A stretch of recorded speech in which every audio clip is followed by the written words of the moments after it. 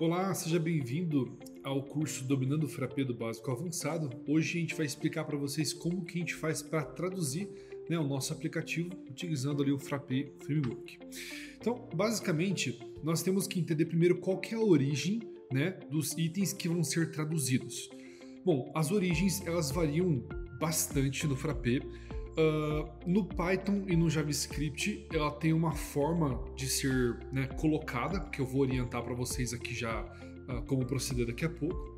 Nos HTML templates também, dependendo da onde que o template ele é executado, seja no Python ou no JavaScript, ele vai seguir exatamente a mesma forma que foi definido nesses itens 1 e 2.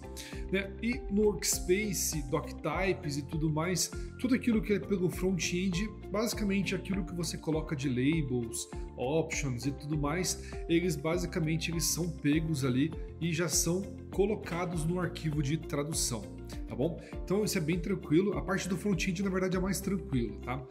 Só a parte dos arquivos ali de programação mesmo que tem uma funçãozinha que a gente coloca para que aquilo que a gente criou ele seja puxado para ser traduzido também, tá bom? Então a origem é basicamente essas possibilidades. Tem outras coisas mais? Tem reports, tem ali a questão de pages e tudo aquilo que a gente faz ali de fato, ele pode ser pego, mas basicamente o principal são essas 5.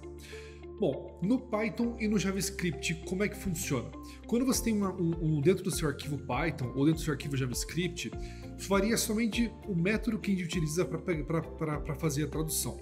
Então, se você quer que aquela string que você está colocando ali no seu arquivo de programação, ela vá para a tradução, ou seja, ela tenha a possibilidade de tradução, você tem que obrigatoriamente, quando for Python, colocar frappé, ponto, esse underscore aqui é o underline, e abre ali, o parênteses, abre ali as aspas e coloca, a string. Você pode formatar ela normal e tudo mais. É bacana, se você for formatar, você manter um padrão que nem está orientado aqui, porque dessa forma você evita que, por exemplo, ele traduza outras... Até mesmo se você tiver, por exemplo, essa variável traduzida, você pode colocar as possibilidades dela logo acima da função, com essa execução aqui, para que ela seja de fato puxada para o arquivo de tradução.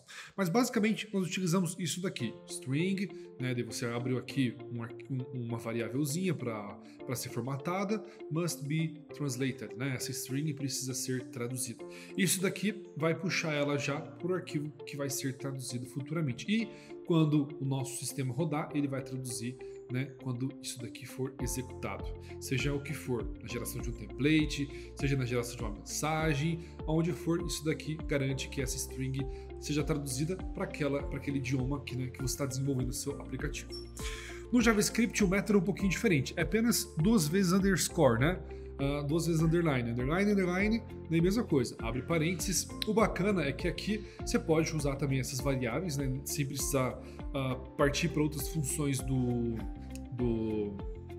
JavaScript em si. Você pode colocar variável 0, 1, 2, 3 e aqui, depois do vírgula dentro da execução do método, você coloca um array, uma lista contendo ali as variáveis para preencher ali cada um dos itens, beleza? Então é dessa forma que você faz ali a utilização dessa função. Vamos ver de fato aqui como é que funciona? Deixa eu pegar aqui o VS Code.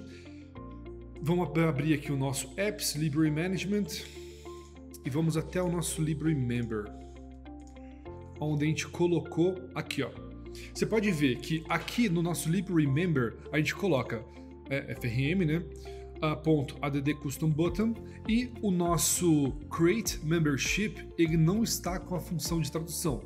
Então eu vou colocar um parênteses aqui e 2 underscore.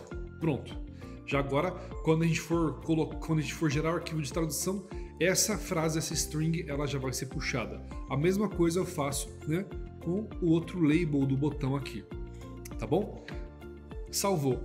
O doctype, você faz isso? Não. Tudo aquilo que você está fazendo de execução, seja uma execução de um novo doctype, a execução de uma nova página, esse tipo de coisa, aquilo que é name, aquilo que é name, né, de uma função do Frappé ou do framework em geral, você não traduz, tá? Porque não precisa. Somente você traduz aquilo que vai ser imputado para o usuário, né? Aquilo que vai ser exibido ali, seja no front ou seja em alguma outra função que você vai executar. Aí sim você coloca a tradução. No restante você evita, tá? Então quando a gente for ver agora depois ali o arquivo de tradução, a gente vai ver que isso daqui vai estar bem bonitinho ali na tradução. Beleza, vamos lá, vamos voltar aqui para a nossa apresentação e continuando. Nós sabemos que na tradução, principalmente do inglês para o português, tem uma questão que é muito complexa, às vezes, de traduzir. Por exemplo, a palavra change. A palavra change, ela pode ser uma variada, pode ter mais de uma opção de tradução. Só que essa função de contexto que o Frappé nos permite utilizar, ela é válida única e exclusivamente para a programação, né? Então, pelo front-end ali, você não consegue de fato, digamos assim, manipular um contexto. Então, quando você utiliza ou quando você escolhe um label ali para o seu field name, para o seu field, ou um label ali para o seu doctype e assim por diante, procure utilizar algo que possa ser traduzido mais próximo daquilo que você busca do contexto, tá bom? Então, assim, quando você quer, de fato, utilizar contexto, quando você coloca isso daqui, ele gera um arquivo diferente lá na hora de fazer uma linha diferente no arquivo de tradução, colocando a palavra mais o contexto para que você traduza, tá certo? E isso ajuda a gente, de fato, a ter uma tradução muito, muito mais precisa.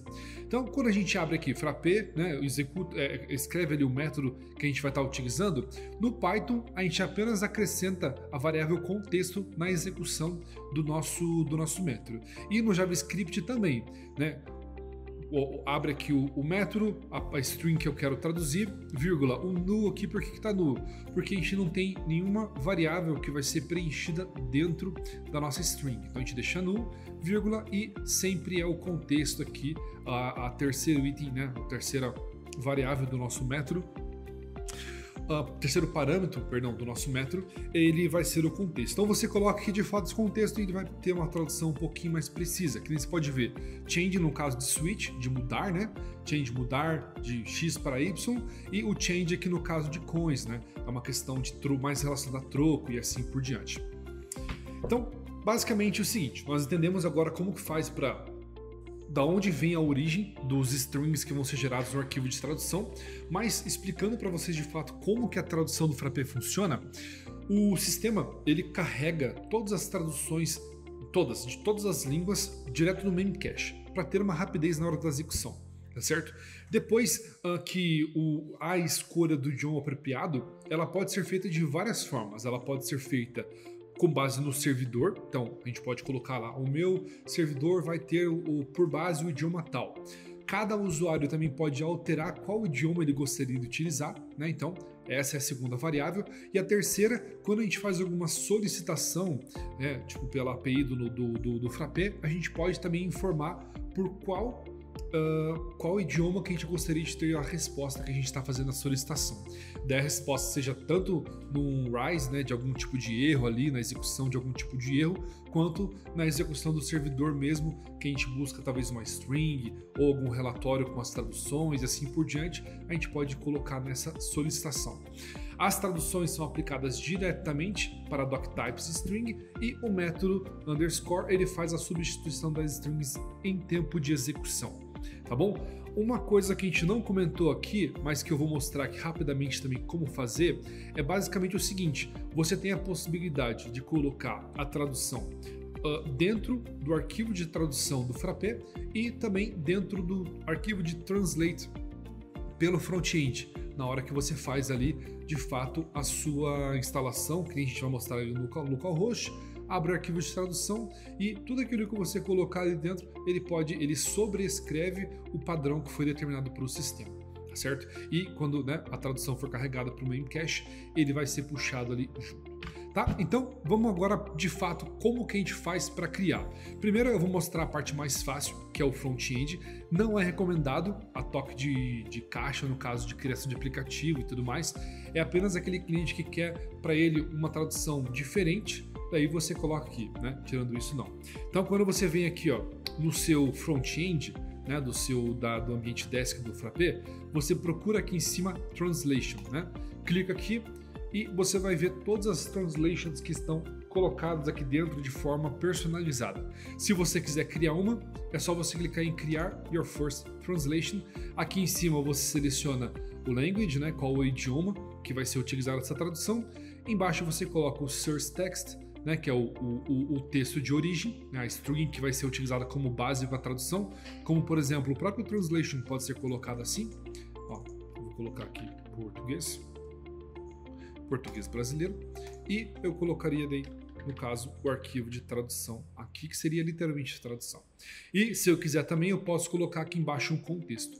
Quando eu salvo, essa tradução agora ela vai, né, ser aplicada ali direto nesse processo de tradução do nosso sistema e, né, ele sobrescreve o padrão que tinha. Se tinha uma outra tipo de tradução para a palavra translation dentro do Frappé para o idioma português brasileiro, agora ele foi sobrescrito para essa que a gente determinou aqui.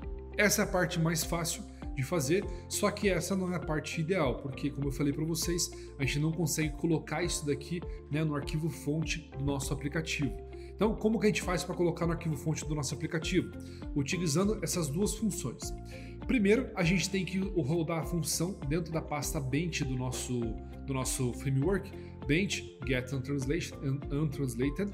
Daí a gente coloca o idioma que a gente quer traduzir e qual que é o caminho do arquivo, tá bom? E depois que a gente traduzir, a gente coloca Bench update translations, o idioma que a gente quer traduzir, o arquivo de origem, né? O arquivo que foi gerado aqui em cima, e depois o arquivo, o caminho do arquivo com a tradução, beleza? Então vamos lá agora no terminal e vamos executar aqui a função.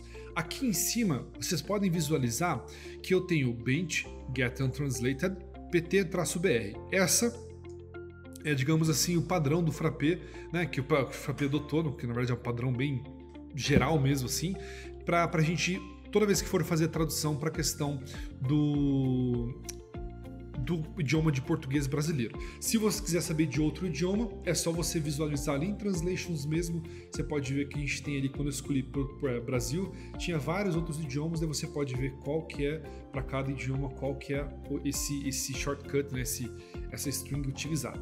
Aqui, muito básico mesmo, eu vou colocar pt-br.csv. Eu já vou mostrar aonde que isso daqui vai ficar no nosso arquivo no nosso VS Code. E por fim, eu só fiz um filtro. Eu coloquei --app espaço library management. Por quê? Porque eu não quero pegar as outras strings não traduzidas do Frappé. Eu quero pegar apenas do nosso aplicativo. Beleza? Então, executei aqui, ele vai falar, olha, 28 missing, né, translations de 49. Por que de 49? Porque provavelmente outras strings que eu utilizei o Frappé já traduziu, então eu não preciso traduzir novamente. Vou abrir aqui o nosso VS Code, vou diminuir tudo aqui e vou vir agora em Sites. Toda vez que você executa algo com um caminho, sem determinar um caminho ali no Frappé, utilizando os métodos do Frappé e tudo mais, ele sempre vai cair nessa pasta Sites. Aqui, ó. Você pode ver que o nosso tá pt-br. Então, quando você for executar, por exemplo, algum arquivo de importação e tudo mais, e você não determinar um caminho completo dentro do seu sistema operacional, ele vai cair aqui no Sites, ou ele vai puxar um arquivo com o mesmo nome dentro de Sites. Então, se você quiser importar, por exemplo, um backup e tudo mais, joga aqui dentro com um nome qualquer, executa sem precisar colocar todo aquele path ali, né, dentro do terminal, e tá show de bola. Vou aqui abrir o nosso arquivo e todos esses 28 itens aqui, eles não foram traduzidos. Pode ver que aqueles dois botões que a gente colocou lá, ó, Create Membership e Create Transactions, eles estão aparecendo aqui bonitinho. Como é que eu faço agora? Eu geralmente pego aqui e copio, ó, e eu altero para traduzir. Agora eu vou pegar e vou traduzir cada um desses itens aqui. Voltei agora com essas strings traduzidas e vejam que ele pegou tanto os nomes dos doctypes quanto os field labels, enfim, tudo aquilo que a gente determinou tanto no front quanto no back, ele pegou e gerou esse arquivo aqui agora, né? Agora eu vou apenas rodar a última função, que é a função de importar isso daqui para o nosso aplicativo, e tá show de bola. Então o que a gente faz agora? A gente roda essa função Bench Update Translations. É muito parecido com a função que está ali embaixo, tá? Então, Bench Update Translations, pt-br, daí eu coloco pt-br.csv, pt-br traduzido.csv,